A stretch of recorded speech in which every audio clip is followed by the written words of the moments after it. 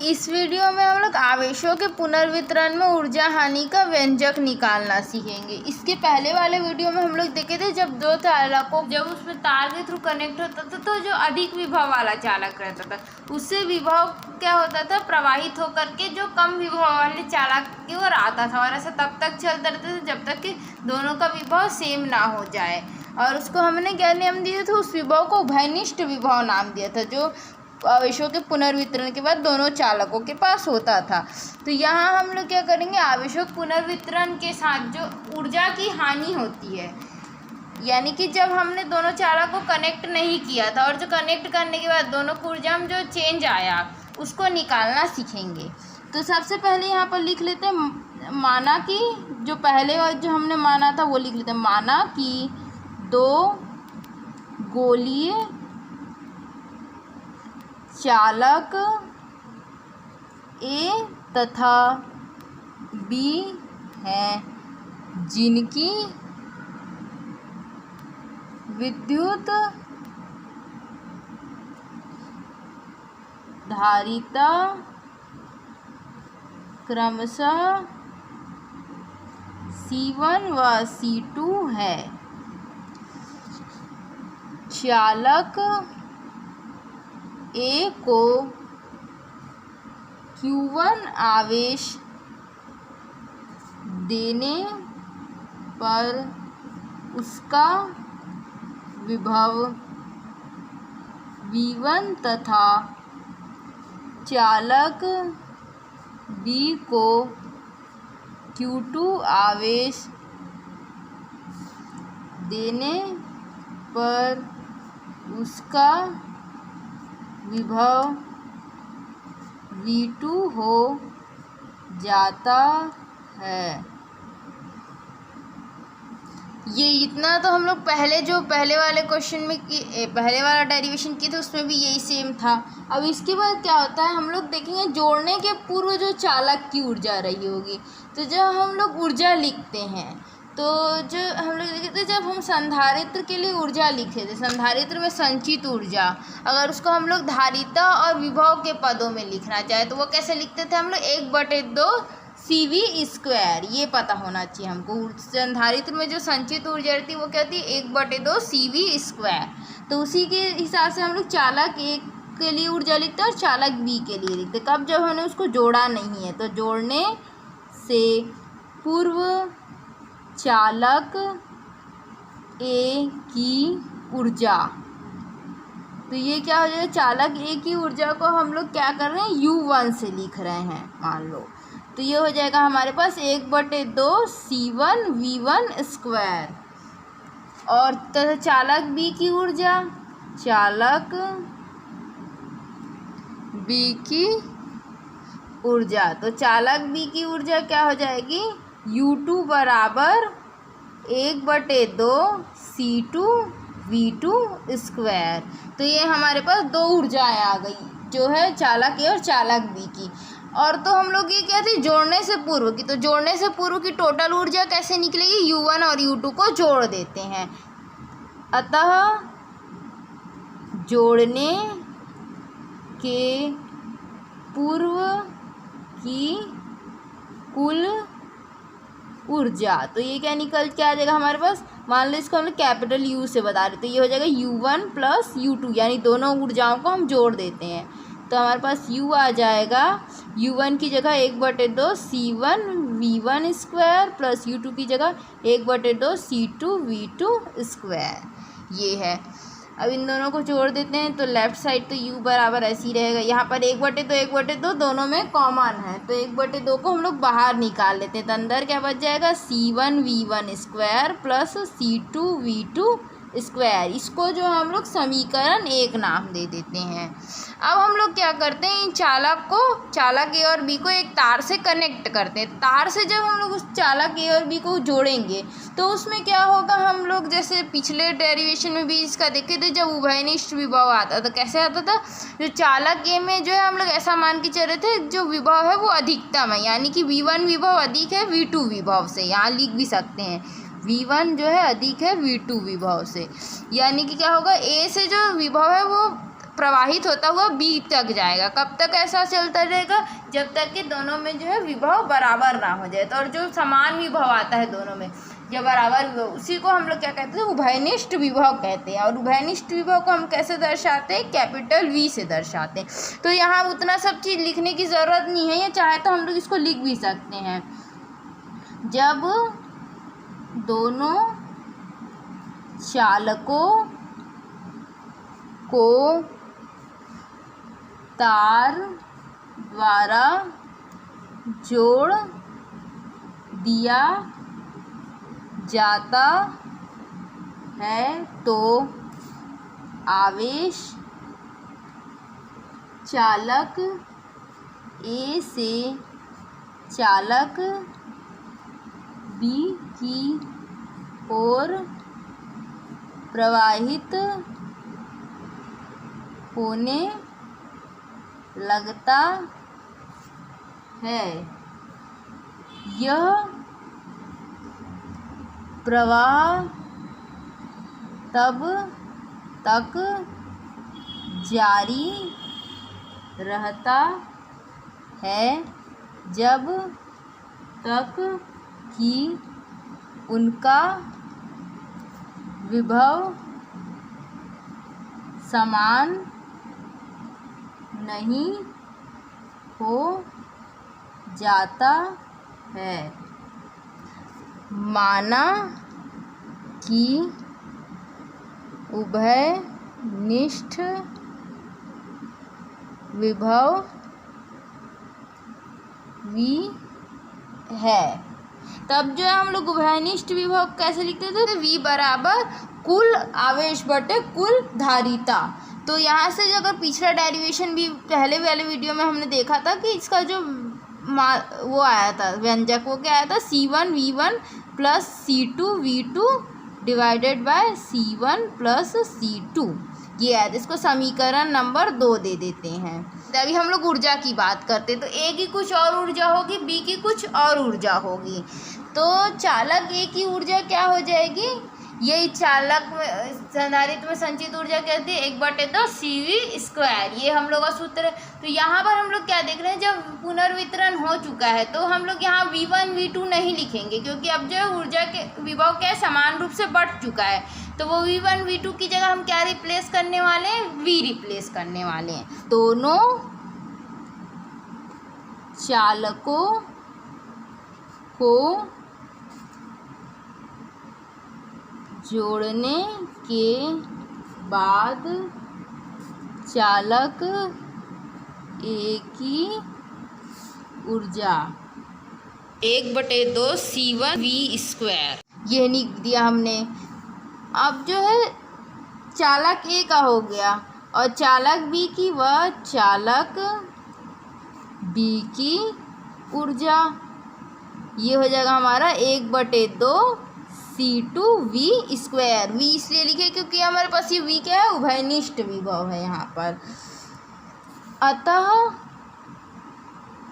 दोनों चालकों को जोड़ने के बाद कुल ऊर्जा, जो कुल ऊर्जा कैसे निकलेगा? दोनों चालक ए की जो ऊर्जा है और बी की जो ऊर्जा है, दोनों को हमको जोड़ देना है। जो हम लोगों का पश्चात वाला, इसको हम लोग नाम दे रहे हैं यू प्राइम। यू प्राइम कैसे निकालेंगे? जो ए की ऊर्जा है और जो बी की ऊर्जा, उसको क्या करें? आपस में जोड़ देते हैं। तो ये हो जाएगा 1/2 C1V² प्लस 1/2 C2V²। तो यू प्राइम हमारा क्या निकल के आ रहा है? 1/2 दोनों कॉमन है तो बाहर निकाल देते हैं, और V² भी कॉमन है, उसको बाहर नहीं, अंदर क्या बचेगा? C1 plus C2। अच्छा, इसको समीकरण नंबर 3 दे देते हैं। और अभी हमने उभयनिष्ठ विभव थोड़ी देर पहले देखा था, वो क्या आया था हमारा उभयनिष्ठ विभव? V बराबर C1V1 plus C2V2 bye C1 plus C2। तो यहाँ क्या कहते हैं? समीकरण 2 से V की जगह V का मान डाल देते हैं समीकरण 3 में। समीकरण 2 से उभयनिष्ठ विभव V का मान समीकरण 3 में रखने पर, तो ये हमारे पास क्या आ जाएगा, यू प्राइम बराबर 1/2 C1V1 plus C2V2 bye C1 plus C2 into यहाँ पर आ जाएगा C1 प्लस C2, और ये इसका स्क्वायर है ना, तो ये यहाँ पर स्क्वायर लगा देते हैं हम। अब इसको थोड़ा हम लोग सरल करते हैं। इसको जब सरल करेंगे हम तो यू प्राइम क्या निकल के 1/2 तो ऐसे ही रहने देते हैं। अब क्योंकि ये जो है इस जो स्क्वायर है ये ऊपर वाले अंश का भी स्क्वायर, हर का भी स्क्वायर, तो इसको अलग अलग स्क्वायर करके लिख लेते हैं। C1V1 प्लस C2V2 का होल स्क्वायर बटे में आ जाएगा यहाँ पर C1 प्लस C2 का स्क्वायर। यहाँ गुणा में एक C1 प्लस C2 चल रहा है, तो ये C1 प्लस C2 का स्क्वायर इससे कट जाएगा, एक अंश में एक हर में है, तो हमारे पास क्या आ गया, यू प्राइम बराबर 1/2 C1V1 प्लस C2V2 का whole square by C1 plus C2। तो इसको हम लोग जो है समीकरण नंबर 4 दे देते हैं। तो ये क्या निकल के समीकरण 4, जब हमने दोनों चालकों को आपस में कनेक्ट कर दिया यानी तार के थ्रू जब जोड़ दिया तो क्या ऊर्जा होगी दोनों चालकों की, उसका व्यंजक आ गया। तो अब हम लोग जो है जोड़ने के पूर्व और जोड़ने के बाद की ऊर्जा का व्यंजक निकाल चुके हैं। अब हमको ऊर्जा हानि निकालना है, तो क्या करते हैं, क्योंकि ऊर्जा की हानि हो रही है तो पहले वाला ज़्यादा रहा होगा, यानी पहले जो ऊर्जा थी वो ज़्यादा हुई और पुनर्वितरण के पश्चात ऊर्जा कम हो गई, तो यू जो हम लोग का यू निकल के आया उसको यू प्राइम से घटा देते हैं, तो उससे क्या है हमको ऊर्जा हानि का व्यंजक मिल जाएगा। अतः दोनों चालकों को जोड़ने पर ऊर्जा में परिवर्तन लिखते हैं, परिवर्तन जो इसको चेंजेस को दर्शाने, स्मॉल चेंज को हम लोग डेल्टा यू से दर्शाते हैं। तो ये क्या आ जाएगा, यू माइनस यू प्राइम। तो इसको लिख लेते हैं, यू का मान क्या आया, समीकरण हम लोग के पास है ये वाला समीकरण नंबर 1 से यू का मान लिख देते हैं और समीकरण नंबर 4 से यू प्राइम का मान लिख देते हैं। यहाँ पे लिख देते हैं समीकरण 1 व 4 से u तथा u प्राइम का मान उपर्युक्त समीकरण में रखने पर, तो अगर हम लोग उपयुक्त समीकरण में मान रखते हैं तो डेल्टा यू क्या आ जाएगा, यू की जगह हम लोग लिख देते हैं 1/2 C1V1 square plus C2V2 square, ये मान रख दिया और माइनस ये वाला मान रख देते हैं जो हम लोग का समीकरण 4 से, तो ये आ जाएगा 1/2 C1V1 प्लस C2V2 का होल स्क्वायर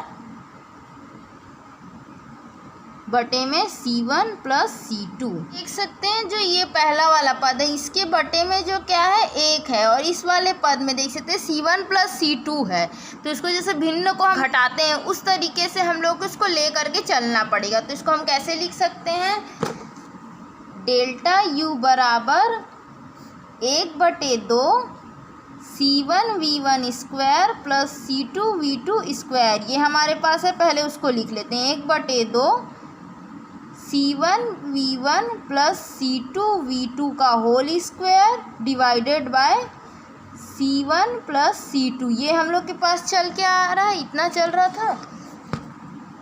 अब इसको क्या करते हैं हम लोग, यहाँ पर देख सकते हैं 1/2 कॉमन है और इसके बटे में कुछ भी नहीं है 1 है, तो इसको हम लोग भिन्न की तरह हमको जोड़ना घटाना पड़ेगा। तो डेल्टा यू क्या आ जाएगा, 1/2 को पहले तो बाहर निकाल देते, तो अंदर क्या बचेगा C1V1 square plus C2V2 square बटे में 1 इसके minus C1V1 plus C2V2 square divided by C1 plus C2।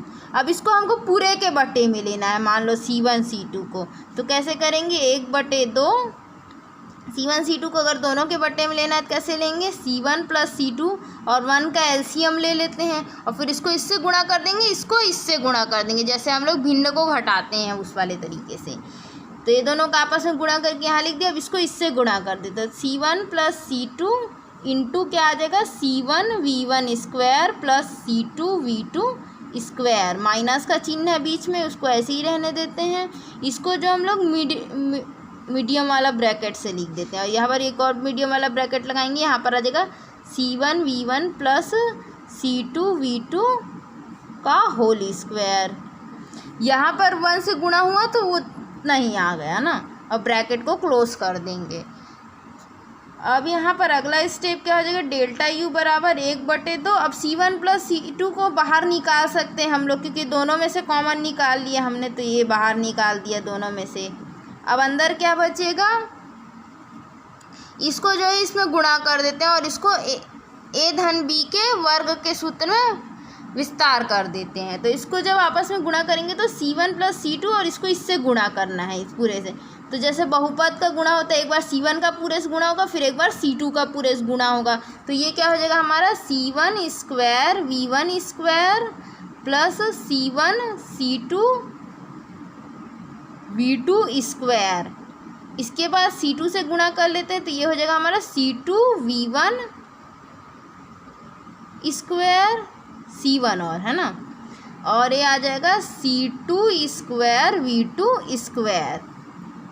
इसके बाद जो है इसमें आगे नीचे लिख रहे हैं, इसके बाद का जो ये वाला टर्म है, ये वाले टर्म को भी जो क्या करते हैं, ए धन बी के वर्ग के सूत्र में विस्तार कर देते हैं। तो ये हमारे पास आ जाएगा, ब्रैकेट बना करके लिखेंगे इसको, C1 square V1 square plus C2 square V2 square plus 2C1 C2 V1 V2। Divide में इसके कुछ भी नहीं है, अभी 1 है, क्योंकि जो है हम लोग C1 प्लस C2 को बाहर निकाल चुके हैं। तो ये हमारे पास आ जाएगा ये हमारे पास आगे क्या आ जाएगा, डेल्टा यू बराबर 1/2 C1 प्लस C2 और इसके ब्रैकेट में जो चल रहा था उसको। तो इसको क्या करते हैं हम लोग, पहले इस माइनस चिन्ह को ओपन कर लेते हैं। माइनस चिन्ह को ओपन करेंगे तो क्या आ जाएगा, C1 स्क्वायर V1 स्क्वायर, पहले इसको तो ऐसे ही लिख देते हैं, C1 C2 V2 square plus C2 C1 V1 square plus C2 square V2 square. ये तो सेम रहेगा। यहाँ पर माइनस चिन्ह का गुना होते जाएगा तो प्लस वाली चीज़ें माइनस में कन्वर्ट हो जाएगी। तो C1 square V1 square plus minus C2 square V2 square minus 2C1 C2 V1 V2, ये आ गया।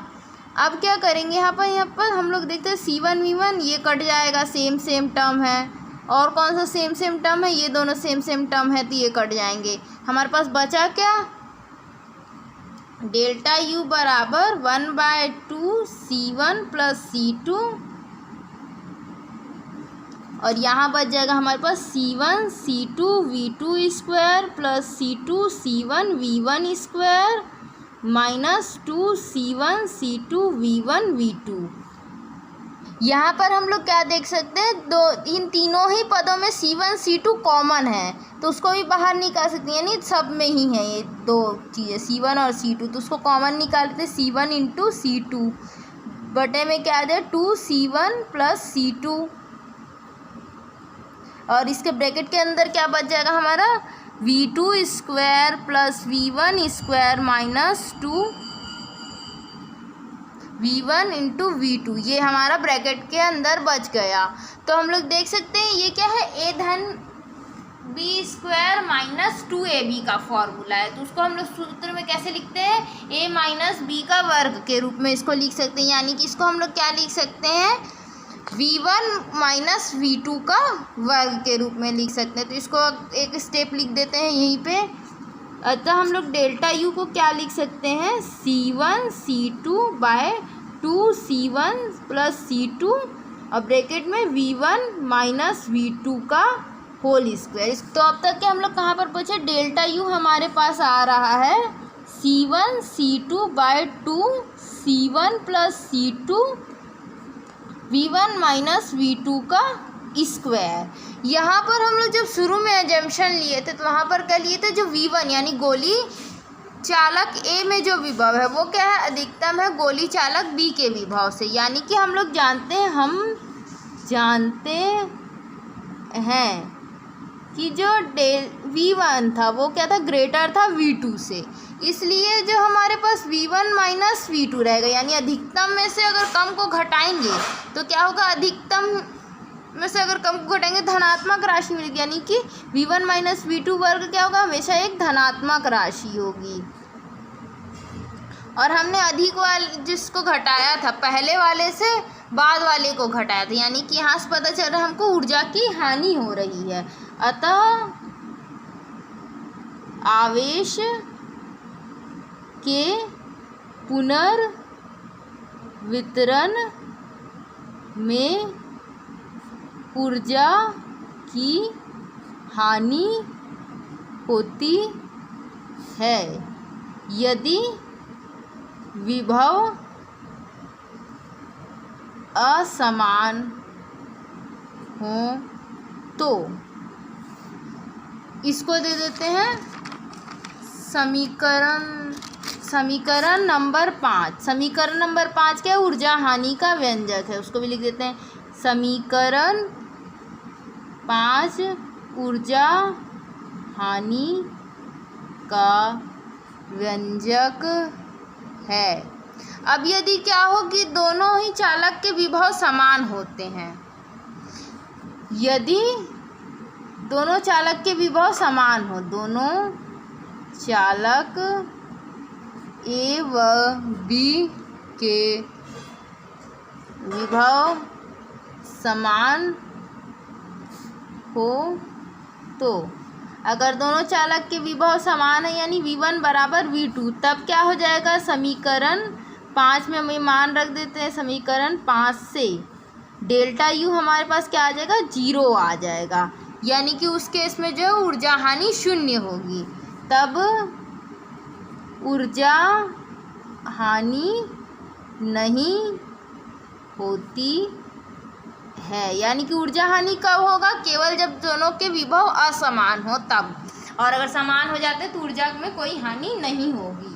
और ऊर्जा हानि का व्यंजक ये समीकरण number 5 C1 into C2 by 2C1 C2 into V1 minus V2 का होल स्क्वायर।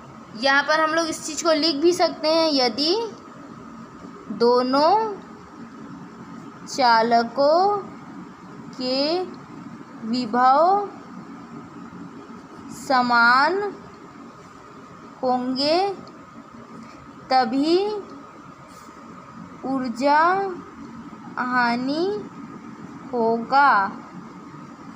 असमान होंगे, असमान ना, यदि समान हो तो नहीं होगा।